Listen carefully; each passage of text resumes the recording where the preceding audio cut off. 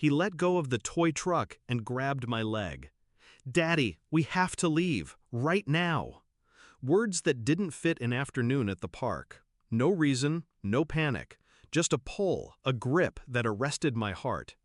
I looked around, kids playing, laughter, sunshine on swings. "Why, buddy? What's wrong?" His finger trembled as he pointed to the ice cream truck. I followed his gaze and froze.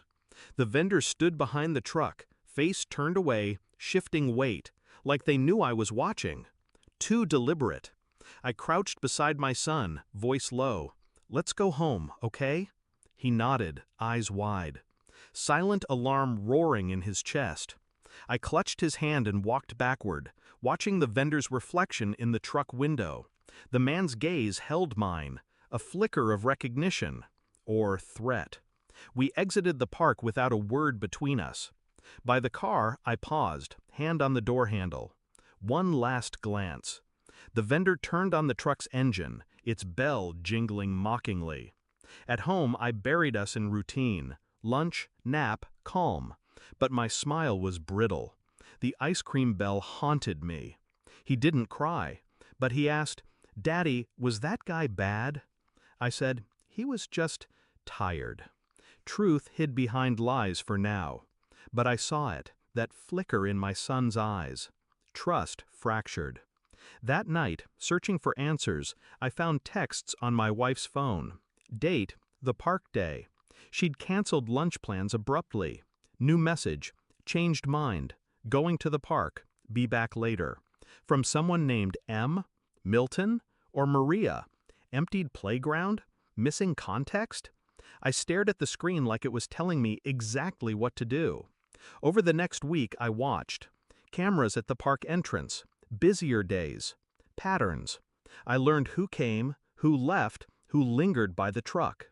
I traced M's number, untraceable, prepaid. Then I found something else. My wife's account had flagged a charge, a motel room, ironically near the park, same day.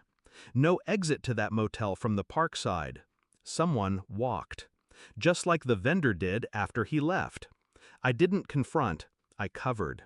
I installed tracking on my son's backpack, GPS only. When she left the house after work, I'd see her path, home or park. Mostly home, but that one day? I did nothing. I followed the breadcrumbs.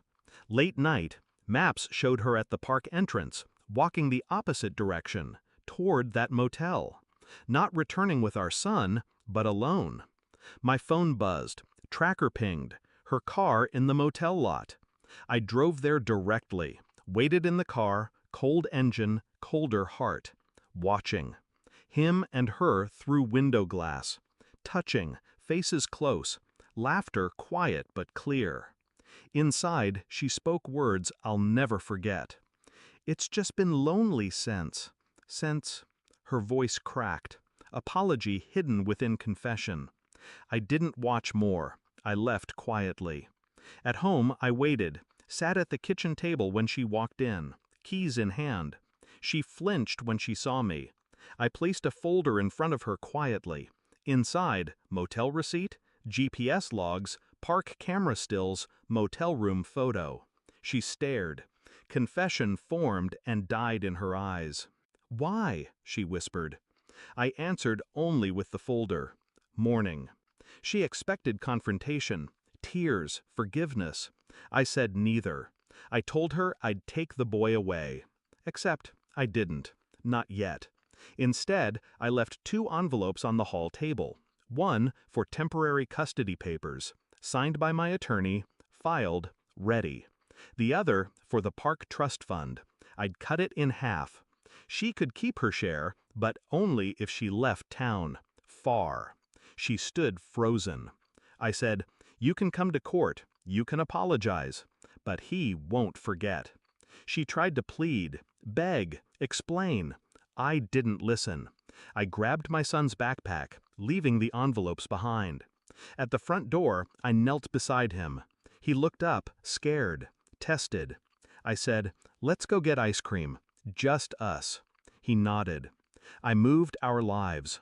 New apartment, new routine, No ice cream trucks near playgrounds. She sends me messages, promises, remorse. I read them all. Delete. No reconciliation. No turning back. In time, my son smiled again. Not at ice cream bells. At me. When he holds my hand, eyes unclouded, I know I did what was necessary. I look at her message asking to visit. I say nothing. He's safe now. And that is enough.